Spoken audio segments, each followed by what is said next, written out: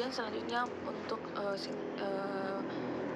singkatan materi dari kelompok 10 yakni perkembangan ruang lingkup manajemen risiko di risiko keuangan.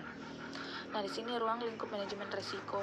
Manajemen risiko dapat didefinisikan sebagai suatu pendekatan terstruktur untuk metodologi dalam mengelola ketidakpastian yang berkaitan dengan ancaman suatu rangkaian aktivitas manusia, termasuk penilaian risiko, pengembangan strategi untuk mengelolanya, dan mitigasi risiko dengan menggunakan pemberdayaan atau pengelolaan sumber daya. Strategi yang dapat diambil antara lain adalah memindahkan risiko kepada pihak lain, menghindari risiko, mengurangi efek negatif risiko, dan menampung sebagian atau semua konsekuensi risiko tertentu. Kemudian manajemen risiko seharusnya ditujukan untuk menanggulangi suatu permasalahan sesuai dengan metode yang digunakan dalam melaksanakan aktivitas dalam suatu organisasi di masa lalu, masa kini, dan masa depan. Kemudian manajemen risiko harus diintegrasikan dalam budaya organisasi dengan kebijaksanaan yang efektif dan diprogram untuk dipimpin beberapa manajemen senior. Manajemen risiko harus diterjemahkan sebagai suatu strategi dan teknis dan sasaran operasional. Merespons secara menyeluruh pada suatu organisasi di mana setiap manajer dan pekerja memandang manajemen risiko sebagai bagian dari deskripsi kerja.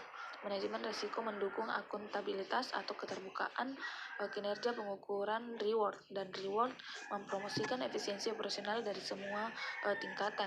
Kemudian ada pula konsep ruang lingkup manajemen risiko. Nah, di sini komponen pertama proses manajemen risiko yaitu penetapan ruang lingkup risiko. Penetapan ruang lingkup sangat perlu dilakukan karena manajemen risiko pada suatu organisasi.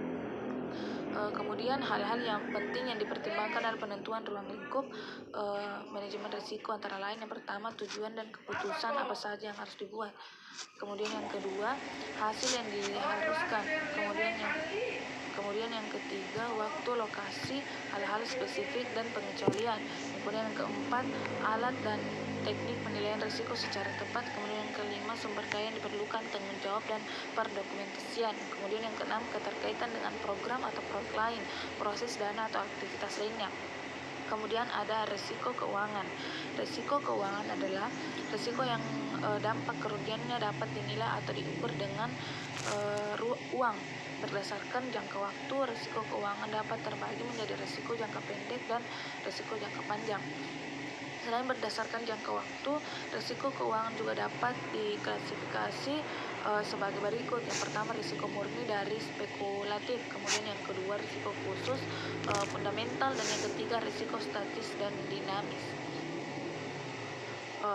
Kemudian ada pula konsep risiko keuangan.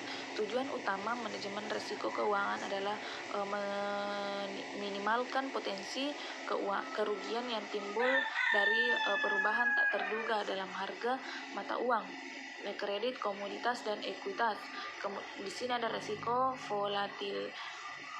volatilitas harga yang dihadapi disebut dengan risiko pasar. Meskipun volatilitas harga atau tingkat akuntan, manajemen perlu mempertimbangkan risiko lainnya. Itulah tadi sedikit singkatan dari kelompok 10. Terima kasih.